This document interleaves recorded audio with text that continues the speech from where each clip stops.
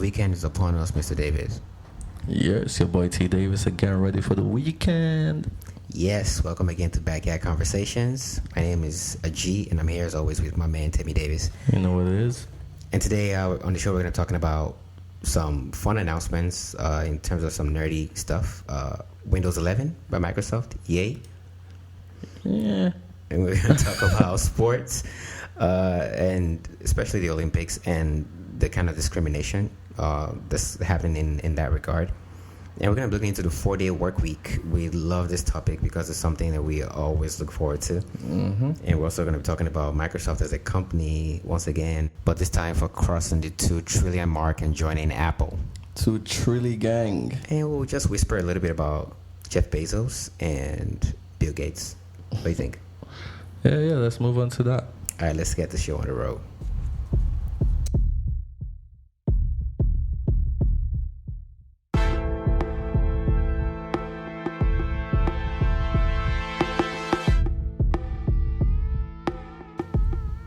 All right, welcome again to the show.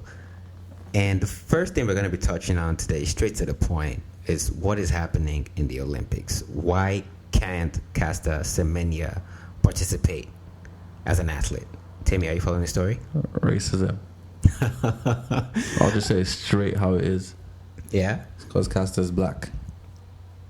That sounds pretty credible because it makes literally no sense as to why someone who was born the way she was, a competitive athlete at the highest level.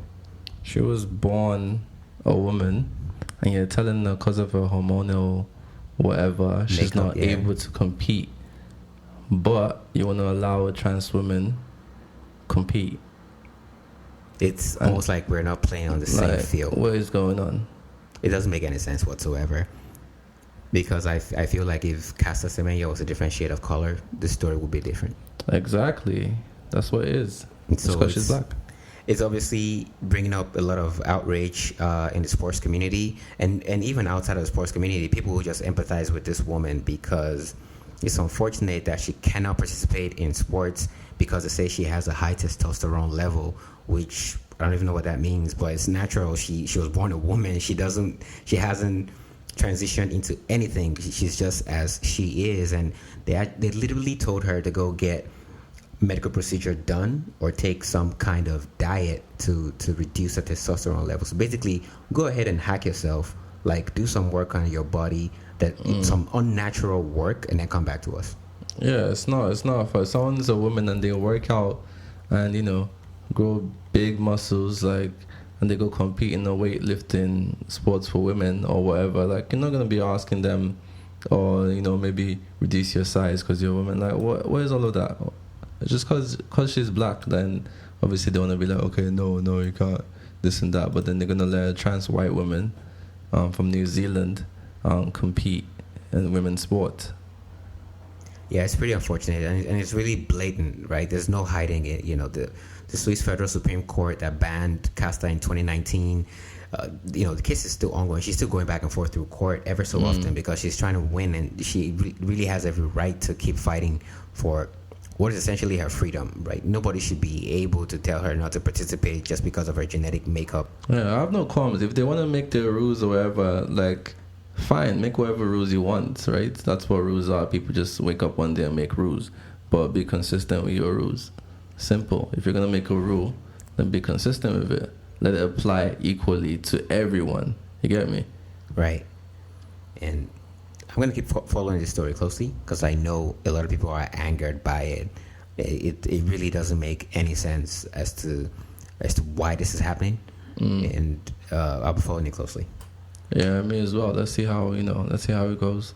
Let's see how it goes. And now to a much lighter topic, one that Timmy Davis really, really loves, the 4-day work week. What is happening on this front?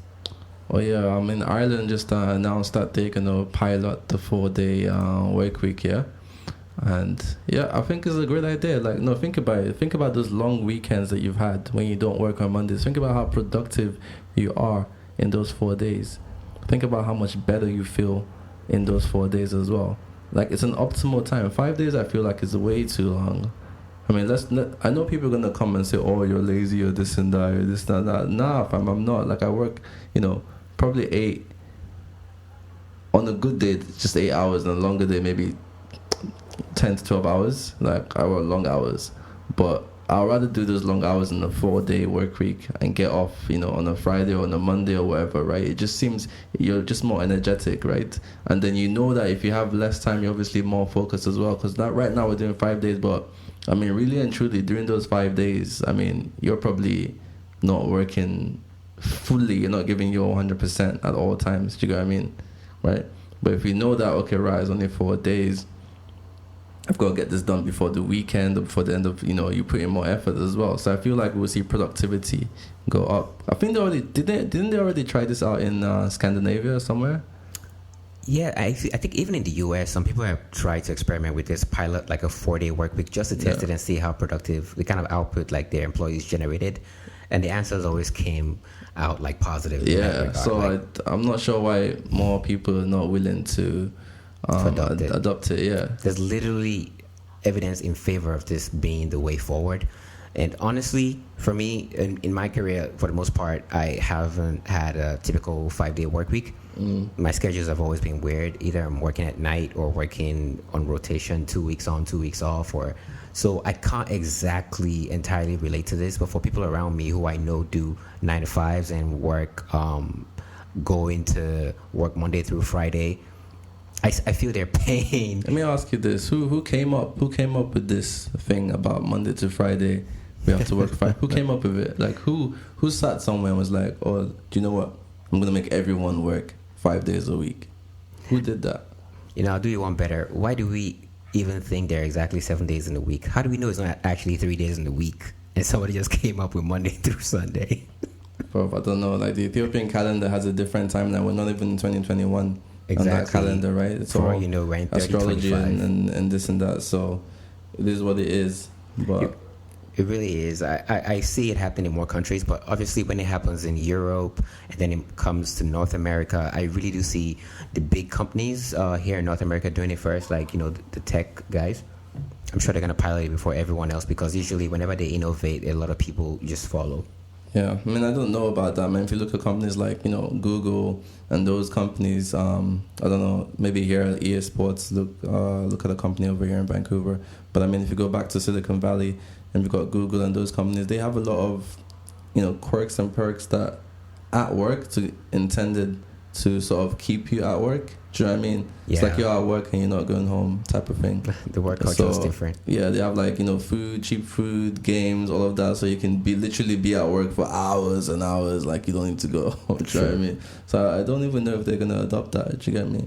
They already work pretty long hours as well. Like, most of these things are project based. So you sort of have your deadline and you sort of got to work with that, right? Yeah, so the 4-day work week is something I would like to see happen more often. And I really do not see the significant impact of the extra day of work in the week based on what we're seeing coming out in terms of research and data. Like, it's about time we normalize it. I think we're ready. Yeah. It may not work in certain industries, like I was thinking about, but I mean, again, it depends. It may not work in, say, schools, right, for kids and whatnot. But I mean, if it becomes normal that we're working 4 days, then I mean, surely we can switch it up in school as well and be like, okay, it's only 4 days of school, so kids even get to spend more time with their parents as well.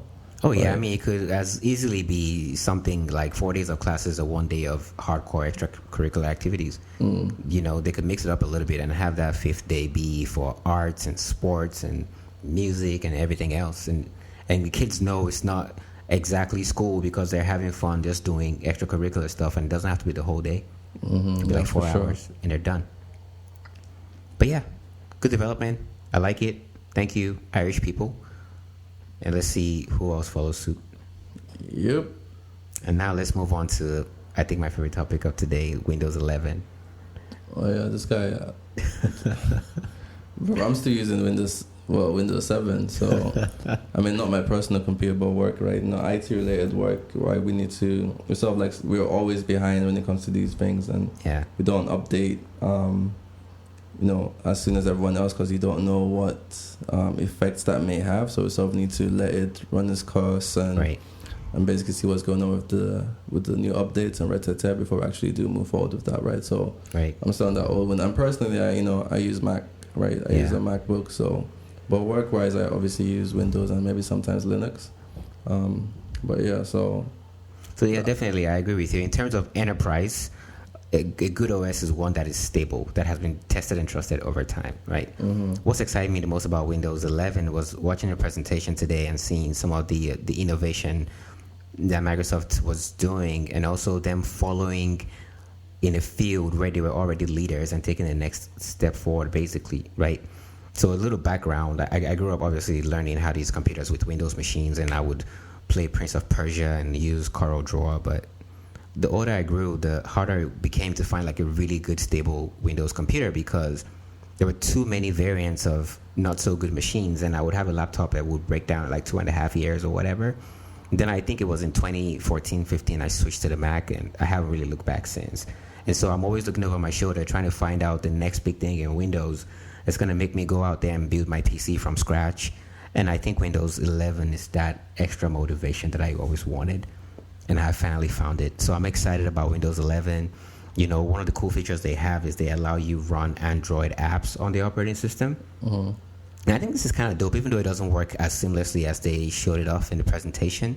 It's going to require a little bit of a janky wiring type thing where the apps have to be on the Amazon Google Play Store, and then the Amazon Play Store app has to be installed on the Windows machine, and then you have to then run the apps on your computer. So it's like a roundabout way, but you only have to do that process of installing the Amazon app once. Mm-hmm. And then there's also this fun thing. So I use two displays on my desk, right? Yeah. Whenever I unplug or plug back a computer, like my windows are scattered, I have to rearrange them back and put them where they are. But in Windows 11, as soon as you plug it back, it remembers where those windows were. Literally, Windows kicking ass with Windows, right? And the windows just go back to where they belong. And I think that's super neat. You might have to see this, because I know some people watching this might not understand what I'm talking about, but you really have to see this to believe it. That's actually a cool feature. It's really dope. I'm going to run through like two more features really quickly here. There's a thing they're doing right now, because of how Zoom is significantly more ubiquitous now for everybody, and like connecting and networking, as well as FaceTime. So Microsoft Teams is like the default video app now. Basically the default video conferencing / social app. But it's weird that it's because it's still called Teams, and they have Skype. For some reason, they're not even acknowledging that they have Skype. Yeah, because I think the eventual idea is to move away. Like, we had Skype in my company, for example, but I mean, we've moved away. Like, no one uses. Like, they've fully transferred over to Teams now. Yeah. Just because Teams is a better app, to be honest. I've been using it. Like, it keeps your history, for example. Like, when you go back in and you open up that person, you can hide it. You can go back in and it keeps the history going. You can add people to the conversation. It works a lot more seamlessly. You can leave comments and things. It's just a better business app, right? Right. So, I mean, we've moved away from Skype completely. I don't think anyone in the company uses Skype anymore. I mean, I don't think you even have access to it. We've taken it, away from the applications, right? So it's just Teams now. Yeah, I feel the same way about Skype. It's becoming really dated, and to think of how much money Microsoft paid for it during the acquisition, it was like $8.5 billion, if I remember correctly. And last but not least, it's like they moved the taskbar to the middle. I don't know if you care for that sort of thing, but if you've been using the Mac for the longest time, the taskbar is in the middle. You can always pin it to like the left or the right, but like even the start menu literally is in the center of the window right now. So that's a shift. I don't know how that's gonna play out. I'll have to try it out first and see. Yeah, it's worth. I'm not sure how I feel about that. But you can always move it back to the left side, which is pretty good. Oh, okay. Yeah, so you can just click and drag and it's gone. So yeah, I'm excited. As a matter of fact, like when the presentation was ongoing, I called my brother because he's more of a Windows geek than I am, and he was literally watching it on YouTube on his TV in the house. Wow. It's ridiculous. So yeah, it really is a big deal. It better not suck. Microsoft, I don't know if anybody from Microsoft is listening. That would be actually nice. It'd be nice to be on this show and be like, yeah, I'll sponsor Microsoft. What's up? Oh. But nah, so it can't suck, right? Because this is the same hype we had around Windows Vista, and that was trash. So, dear Microsoft, we love you, but please don't ruin Windows for us anymore. Thank you. I'll let you test it out and let me know how it goes. Still on the subject, we're going to talk about Bill Gates now. No, we're not talking about his marriage or his relationships or nothing like that. We're talking primarily about the fact that he's thinking about blocking off the sun somehow. Do you know why? It's because, you know what? Let's rewind back a bit, because I think Microsoft their market cap just hit a little bit of what, 2 billion. 2 billion, yes. So maybe that's what's causing him to think about, you know, crazy things where he can put money into. His stock price just went up. But yeah, the market price was what, 2 billion gang. Yeah, they're up there now. Yeah. Mm-hmm. Man, that's crazy. The valuation is growing. Oh no, you know what? Scratch that. We meant 2 trillion. Sorry, not 2 billion. Oh yeah, 2 trillion. Yeah, because 2 B is chicken change. 2 trillion. 2 trillion. That's the Apple Club. 2 trillion. Scratch that. If we've been saying 2 billion the whole time, scratch that. So only 2 companies now have a market cap of 2 trillion in the U.S. and that's Apple and Microsoft. Big guns. Crazy. And with some of that extra cash to spend, yeah, Billy is trying to do trying to block out the sun. Yeah, I mean, give us some obviously, Snowpiercer vibes. If you lot have seen that. I mean, obviously, you know, it's not too far fetched to compare all this tech billionaires to like comic book villains, but this is something I saw in the Netflix documentary about Bill Gates. And I know it's something it's all about the environment and protecting the planet in case we keep depleting the ozone layer. And this is what, one of the many options of how to reduce global warming. And this is literally called the Stratospheric Controlled Perturbation Experiment, which is abbreviated as SCOPEX. Not the most attractive name if you're trying to be a comic book villain. Do you know what this reminds me of? If anyone's ever seen Snowpiercer, and like in Snowpiercer, basically it's the same thing where the world's getting too hot, and then scientists came up with a way to cool down the Earth, right? And then they made a mistake, and guess what? The Earth went back into the ice age, like it was frozen. Yeah. Like literally, no one could step outside. And like obviously, you were on this train that's just going around and around, constantly moving. Yeah. If you step outside, you just freeze off and you just die, basically. So I'm like, wow, this is giving me flashbacks to that show on Netflix. If you haven't seen that, by the way, go watch it. Yeah, that's an interesting connection, because what could literally go wrong when you try to affect the natural order of things and involve the most ginormous thing in our solar system, which is the sun? Like, what could go wrong? No, even thinking about it just seems so sci-fi. Do you know what I mean? It seems so far-fetched, like. Yeah. To be able to like block out part of the effects of the sun, like how do you even do you know what I mean? How do you even do that? They're gonna apparently be spraying some kind of calcium carbonate into the atmosphere, which is some chemistry. How much of it do you need? Like the world is round. It's ridiculous. I'm pretty sure it's gonna be regionalized. Like it's probably gonna have columns of places where they start and test, and it's just crazy to think about. There's so many ways to reduce emissions by starting to reduce emissions, right? And then focus on carbon capture, which is another technology that he mentioned in the documentary, and I know it's something that Bill Gates is also working on. But this one is just straight comic book madness. But I'm curious to see how it turns out. Yeah, I mean, we'll see if it ever gets to the stage where they can actually deploy it, because I'm sure some people might have something to say about it, right? Right. But I mean, we'll see. Anything to keep us from burning up in the world, because boy, like the weather here is already going really crazy, right? Like this is definitely the effects of global warming, because Vancouver is a city where we don't even put air conditioning in our homes, right? But it's just been getting hotter and hotter every year. So hot, like this weekend is 38, 39, but it's gonna feel like 41. Yeah, basically Los Angeles type of weather going on. Everyone's been crying out for the heat this week. Yeah, the sun has basically descended upon us, and obviously the next smart thing to do is to find maybe a body of water, whether a pool or a lake outside. But guess what? Everywhere is going to be packed outside. I'm thinking about that myself. I'm like, where can I go where there's no people? The only ones you can probably go where there's less people is probably where you have to go off-road a bit, so you probably need like a truck, and don't mind your truck getting really dirty as well, and then you can get to that lake. But any of the accessible ones are most likely, or if you want to go far away, right? So if you want to take a long drive, but I mean, who wants to do that? Any of the ones closer, like Chilliwack, Lynn Canyon, Lynn Valley, all of these lakes around, like I'm pretty sure they're gonna be packed. They're gonna be overrun by people. Yeah. Everybody's trying to call off this weekend. It's crazy. Yeah, if you're listening and you're out here and on the West Coast, stay safe, stay cool, get a fan for your tiny little apartment because we know we don't have air conditioning. Facts. So still on the matter with Bill Gates and Microsoft and the $2 trillion cap, I find it really interesting that there's been so much talk in the legal system in the U.S. about antitrust and monopolies, and you talk about Google, Facebook, and Apple like literally every other day. And no one is really talking about Microsoft. Do you think it's because they paid their dues when Bill Gates was at the helm and they really tortured them, or is it because everyone's just sleeping on them? I don't really know. I feel like maybe they just have good PR. I don't know. I guess they have Billy, who's been the face for a long time before he you know, resigned as CEO or whatever, going around doing his good deeds, right? Or the immortalize his name or whatever. Right. And then I guess maybe, I don't know, maybe we're just so dependent on them. Like Microsoft's, the software itself is just what everyone uses in enterprise, government, whatever, right? So it's hard to say what it really is. And that's really interesting because I think one smart strategy they also have is to be poised as not necessarily being the only market leader in key categories. Like Apple is literally the largest seller of like smartphones.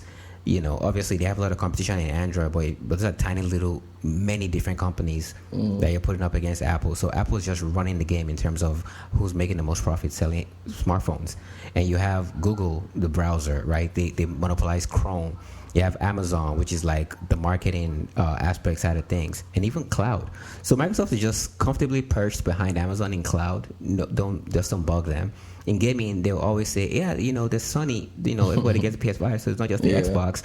And then you look at everything else they're involved in, like enterprise software, and they're like, oh, wait, our operating system is actually free. Like Microsoft Home is free. If you want Office, you can use it free online and pay extra if you want Office 365. So it's a really smart strategy. I don't know how long people will keep getting blinded by it with. Because at some point, you have to call them and be like, no, hey, look, $2 trillion, come on, talk to me. What are you doing? Exactly. I gotta understand that the software itself is something that people are used to. Like they've grown up using that software, right? They've grown up. I grew up on Windows too. They're very familiar with the software itself as well, like how it works, the systems. So it's kind of hard, right? Like for people to move away from what they know. Last but definitely not least, we're going to talk about Space Bezos. Spacey. One more comic book villain for us to talk about on this show. Spacey. So what villain name should we give to him? His name is already villainous enough. Jeff Bezos. Mr. Bezos. Bezos. It literally reminds me of Lex Luthor, obviously, like with the shaved head. Like it's really apparent. He's Lex Luthor, and obviously everybody knows Elon Musk is a Kryptonite powered suit now. Elon Musk is Victor Von Doom. It's inescapable. Like it's really easy. There's really no debating that. But the thing about Bezos is, Elon Musk's company, SpaceX, really outdid them with the space race. By taking astronauts to the space station and literally taking a Tesla out into space and just dumping it there and getting so many contracts with the government. There's only one way that Bezos can up him in this game, and that's by getting to space before him. And so Bezos is like, yeah, you can get all the contracts you want, and I'm going to get to space before you, and I'm taking my brother with me. I mean, what do you do when you have too much money? You don't even know, like, what you have is not on Earth anymore. It's like, exactly. What's the next frontier? I literally saw him on Bloomberg talking about how he really does think that people are going to live on Mars and he wants to start working on it. I'm like, are you kidding? Honestly, I do think so as well. I don't have a problem with that, but my issue is there's so much problems, so much chaos on this planet right now, and you decide, That's why people are trying to get away. Why are you trying to get away? You're going to start new problems elsewhere. Have you seen what happens when human beings touch anything?